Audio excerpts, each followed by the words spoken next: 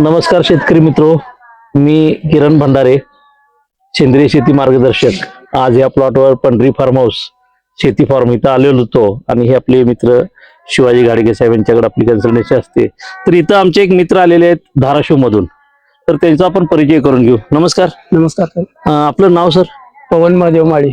पवन महादेव माळी, गाव? राणाराळणी, तालुका जिल्हा धाराशिव। धाराशिव। साधारणपणे तुम्ही 2-2.25 किलोमीटर लांब आलेला आहात। मग इकडे येण्याचा उद्देश काय तुमचा? येण्याचं काही नाही, आता जरा माळ आधी पूर्ण आम्ही माळवस करीत होतो। तुमच्या भागात भाजीपाला जास्त असतो? बर।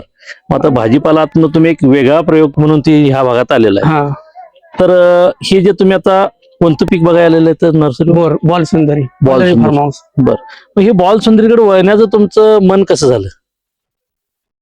सरच युट्यूबला बघितलं, म्हणजे पंढरी शेती फार्म नर्सरी तुम्ही युट्यूबला रील्स बघितल्या आणि एक मनामध्ये आलं की नवीन काहीतरी एक व्हरायटी आहे आणि चांगलं होऊ शकतंय, ते बघून तुम्ही तयार झाला। मग इथं आल्यानंतर काय वाटलं? इथलं वातावरण बघून तुम्हाला? चांगलं वाटलं, एकदम चांगलं वाटलं। जे इथं आल्यानंतर इथली रोपांची कंडिशन म्हणा, त्यांची सर्व्हिस, ह्याबद्दल काय वाटलं तुम्हाला? नाही, चांगलं वाटलं सगळं।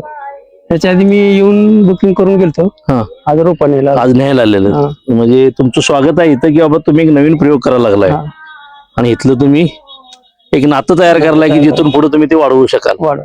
ऐकून हे बघितल्यानंतर तुम्हाला समाधान वाटलं? ओके, समाधान। इतर शेतकऱ्यांना काय सांगाल या फार्म बद्दल? काय मत आहे तुमचं पंढरी शेती फार्म बद्दल?